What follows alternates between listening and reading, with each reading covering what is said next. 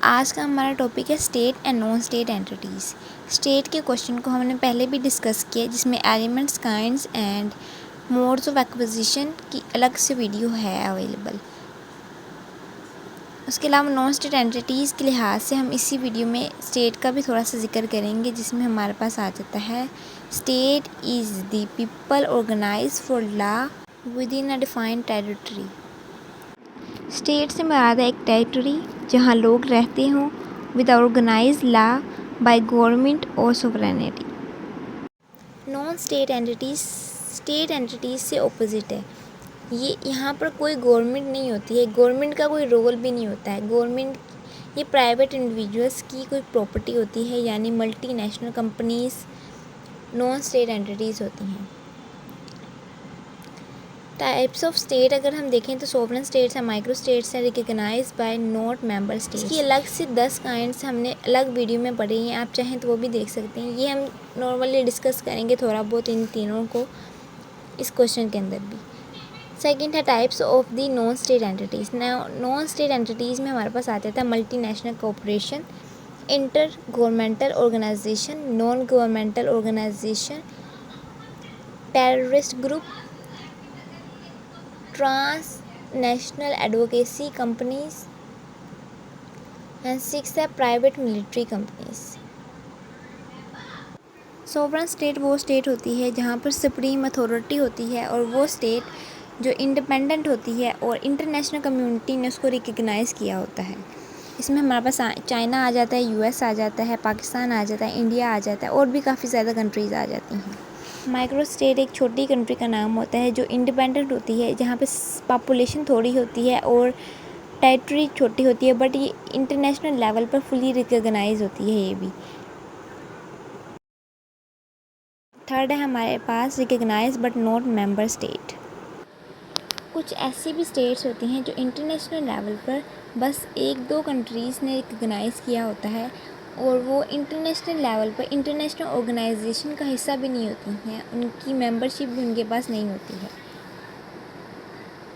उसे हम कह देते हैं recognise but not member state.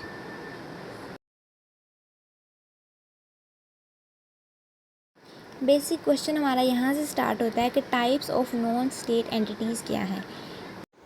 Multinational corporation वो बड़ी बड़ी कंपनीज़ होती हैं जो एक ही कंट्री में सिर्फ काम नहीं कर रही होती हैं, जिसमें हमारे पास नेस्ले आ जाता है। नेस्ले की काफ़ी ज़्यादा कंट्रीज़ में ब्रांचेस हैं, मैकडोनल्ड्स आ जाता है, केएफसी आ जाता है, एप्पल के आईफोन हमारे पास काफ़ी कंट्रीज़ में सेल होते हैं, ये इसकी सबसे बड़ी एग्जांपल है। सेकेंड है हमारे पास इंटर गवर्नमेंटल ऑर्गेनाइजेशन, यानी वो ऑर्गेनाइजेशन जहाँ पर मुख्तलिफ़ कंट्रीज़ के मेंबर्स आते हैं और एक कॉमन गोल्स पर उनकी बातचीत होती है ताकि इंटरनेशनल लेवल पर पीस कायम हो। जैसे यूनाइटेड नेशन है, पीस कीपिंग में हेल्पफुल होता है। यहाँ पे वर्ल्ड बैंक है, वो भी सब कंट्रीज़ के लिए काम करता है। ये इंटरनेशनल ऑर्गेनाइजेशन का हिस्सा है। इसका दूसरा नाम है इंटर गवर्नमेंटल ऑर्गेनाइजेशन। थर्ड है हमारे पास नॉन गवर्नमेंटल ऑर्गेनाइजेशन। नाम से पता चलता है कि इसका गवर्नमेंट से कोई लेना देना नहीं है, बट ये गवर्नमेंट के लिए हेल्पफुल है, गवर्नमेंट इससे इन्फ्लुएंस होती है, यानी ये ह्यूमन राइट्स के लिए काम करता है, इन्वायरमेंटल प्रोटेक्शन के लिए काम करता है, चिल्ड्रंस के लिए काम करता है। सेव द चिल्ड्रन एक्ट हमारे पास इसकी एग्जांपल है। हमारे पास केयर एक एनजीओज़ हैं, इस तरह से जो गवर्नमेंट के हिस्सा नहीं है, गवर्नमेंट का पार्ट नहीं है, जैसे जुडिशरी का काम नहीं है, ये कोर्ट्स वगैरह का काम नहीं है, बट ये ऑर्गेनाइजेशन भी एग्जिस्ट करती हैं। पर यहाँ पर हम इंटरनेशनल लेवल पर बात कर रहे हैं, सिर्फ एक कंट्री के अंदर नहीं बात कर रहे। जैसे अल खिदमत फाउंडेशन है, ये हमारी कंट्री के अंदर, पाकिस्तान के अंदर सही से काम करता है, बट एनजीओज़ जो इंटरनेशनल लेवल पर होते हैं वो कहलाते हैं non governmental organisation.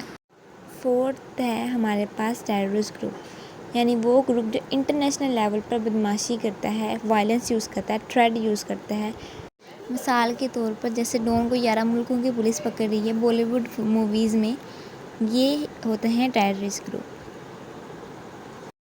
Terrorist group का पर्पज़ कुछ भी हो सकता है कि अपना दीन फैलाना है, तो ये रिलीजियस उनके ऑब्जेक्टिव हैं, अपना दीन फैलाने के लिए बाकी दीन के सब लोगों को मार देंगे, इस तरीके से भी उनका ऑब्जेक्टिव हो सकता है। इसकी एक रियलिस्टिक एग्जांपल है Greek domestic terrorist.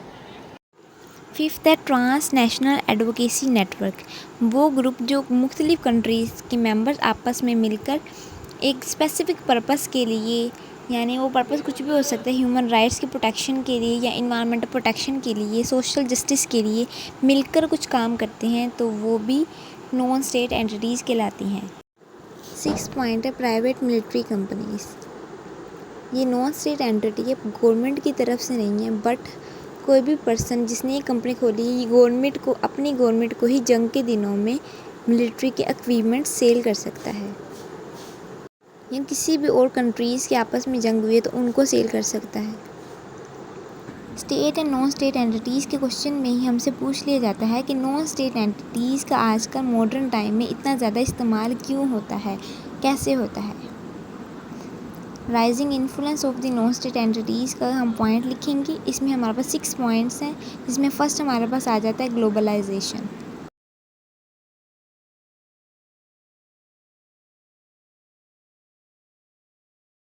Non state entities different countries में इसलिए भी इस्तेमाल होती हैं क्योंकि डिफरेंट कंट्रीज़ में काफ़ी दफ़ा कल्चर सेम होता है, काफ़ी दफ़ा रिलीजन सेम होता है, उन लोगों की नीड्स, खाना पीना सेम होता है, तो भी कुछ ऐप्स को, कुछ रेस्टोरेंट्स वगैरह को रीच ज़्यादा मिलती है। जैसे कि गूगल लोगों ने सर्च करना तो नॉलेज उनको चाहिए होता है। अमेज़न लोगों ने कपड़े परचेज़ करने, चीज़ें परचेज़ करनी है, उन दोनों को रीच मिलती है। सेकंड पॉइंट है हमारे पास टेक्नोलॉजिकल एडवांसमेंट। टेक्नोलॉजी के एडवांस होने से सोशल मीडिया प्लेटफॉर्म बिल्ड होने से NGOs और ट्रांसनेशनल नेटवर्क को बहुत फ़ायदा हुआ है। जैसे कि वो अपने ह्यूमन राइट्स के लिहाज से जब बात करते हैं तो सोशल मीडिया पर बात कर सकते हैं, जिससे पब्लिक ओपिनियन उनको हासिल होता है, एक सपोर्ट और एक पावर हासिल होती है। थर्ड पॉइंट है इकोनॉमिक पावर। जब एक मल्टीनेशनल कंपनी अपनी कंट्री के अलावा दूसरी कंट्रीज़ में भी अपनी ब्रांचेस ओपन करती है, तो उस कंट्री के लोगों को उस ब्रांच में काम करने का मौका मिलता है। इस तरीके से उनको जॉब्स मिलती हैं, जिससे कंट्री ग्रो करती है। जैसे KFC अगर किसी कंट्री में अपनी ब्रांच ओपन करती है तो वहाँ पर उस कंट्री के लोग आके काम नहीं करते, जिस कंट्री में उन्होंने ब्रांच ओपन की है वहाँ के लोग आके काम करते हैं, जिससे उस कंट्री के लोगों को फ़ायदा होता है। फोर्थ पॉइंट है ह्यूमैनिटेरियन एंड इन्वायरमेंटल इशू। जब कभी किसी कंट्री में ह्यूमन राइट्स का अब्यूज़ हो, जैसे गज़ा में आजकल हो रहा है, तो NGOs वगैरह एक्टिव हो जाते हैं और उनकी हेल्प करते हैं। फिफ्थ पॉइंट है सिक्योरिटी एंड कन्फ्लिक्ट। जब डिफरेंट कंट्रीज़ में आपस में जंग हो जाती है तो प्राइवेट मिलिट्री कंपनीज अपनी सर्विसेज प्रोवाइड करती हैं कि नॉन स्टेट एंटिटीज़ का इन्फ्लुएंस इतना ज़्यादा क्यों है। यहाँ हमारी वीडियो ख़त्म होगी। अगर आपको वीडियो अच्छी लगी है तो आप चैनल को सब्सक्राइब करें और लाइक करें। Thank you.